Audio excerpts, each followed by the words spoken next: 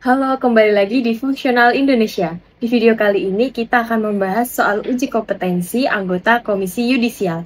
Namun sebelum masuk ke pembahasan soal, kita akan membahas kisi-kisi soal uji kompetensi anggota Komisi Yudisial. Baik, di sini kita akan membahas soal seleksi anggota Komisi Yudisial dan kunci jawaban.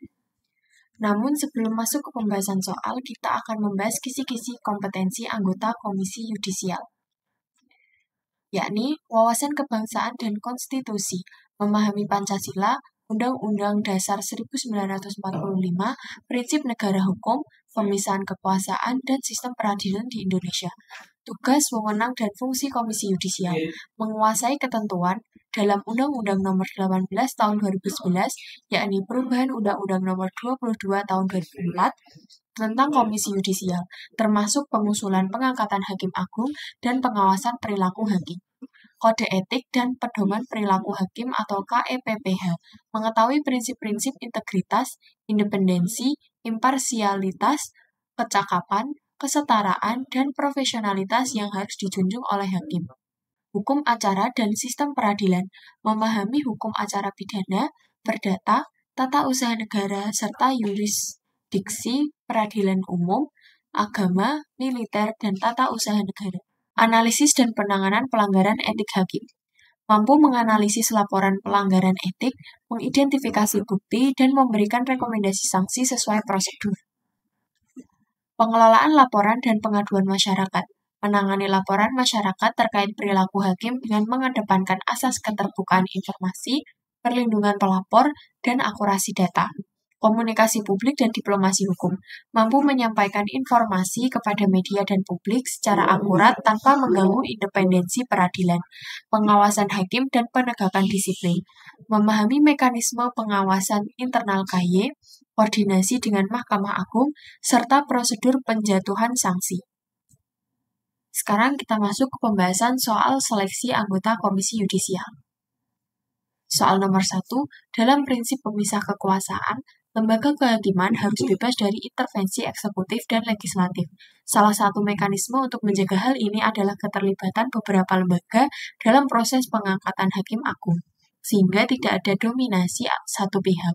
Contoh penerapan mekanisme ini adalah A. Presiden mengangkat hakim agung langsung, B. DPR menetapkan vonis pidana, C. MA membuat peraturan setingkat undang-undang, D. KY menjatuhkan hukuman pidana, E. KY mengusulkan hakim agung ke DPR.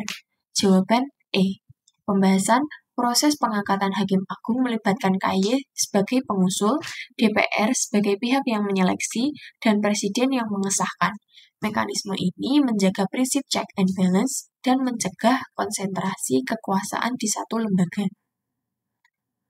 Soal nomor 2. Ketika KY menerima laporan dugaan pelanggaran etik hakim, laporan tersebut seringkali datang dari masyarakat umum dan memerlukan validasi awal. Tanpa langkah awal yang tepat, investigasi beresiko tidak akurat atau melanggar prosedur. Langkah pertama yang harus dilakukan KY adalah A. Umumkan nama hakim ke media, B. Serahkan langsung ke MA, C. Mediasi pelapor dan hakim, D. Periksa bukti laporan, E. Hentikan perkara di pengadilan.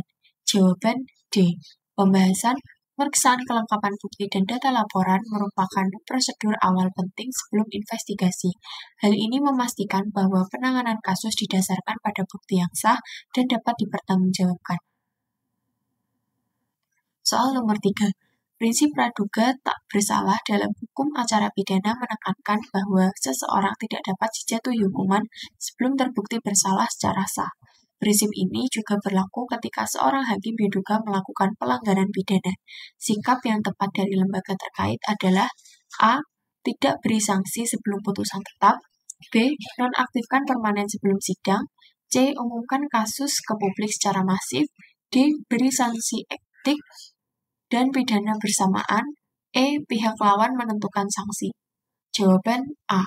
Pembahasan KY dan lembaga peradilan lain harus menghormati proses hukum, menunggu putusan pengadilan yang berkekuatan hukum tetap sebelum memberikan sanksi pidana, sambil tetap melakukan langkah administratif jika diperlukan.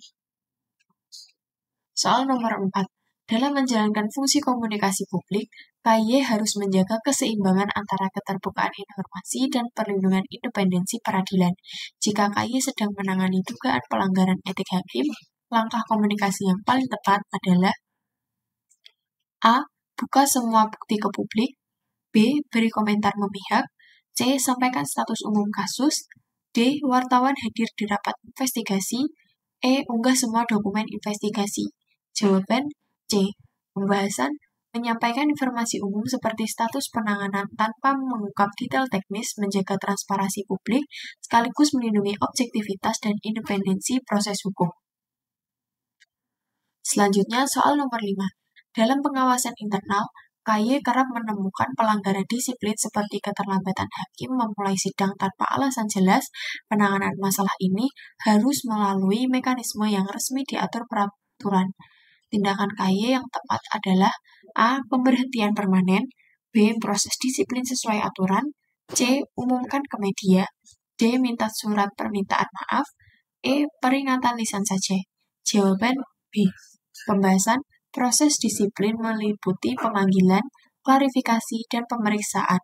Lalu, pemberian sanksi administratif sesuai tingkat pelanggaran.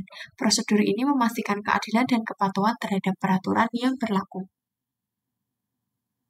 Jika teman-teman ingin mendapatkan paket soal uji kompetensi anggota Komisi Yudisial, kalian bisa langsung mengunjungi website fungsional.id. Kemudian masuk ke sistem CAT.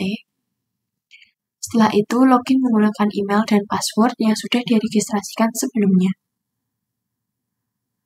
Setelah login dan bisa masuk ke dashboard website fungsional.id, kalian bisa langsung menuju menu paket pembelian. Setelah itu, cari paket yang diinginkan.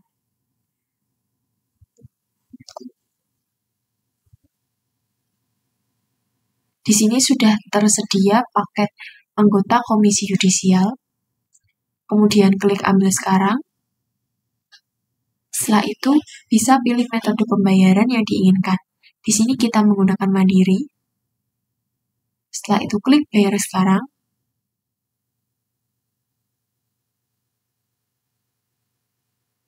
Kemudian akan muncul kode bayar atau nomor virtual account. Kemudian salin kode.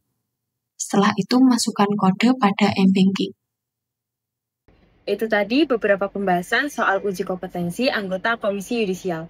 Jika teman-teman ingin berlatih soal berbasis CBT berstandar nasional, kalian bisa langsung mengunjungi website fungsional.id. Di sana kalian bisa mengerjakan ratusan soal yang dapat dikerjakan kapanpun dan dimanapun. Terima kasih.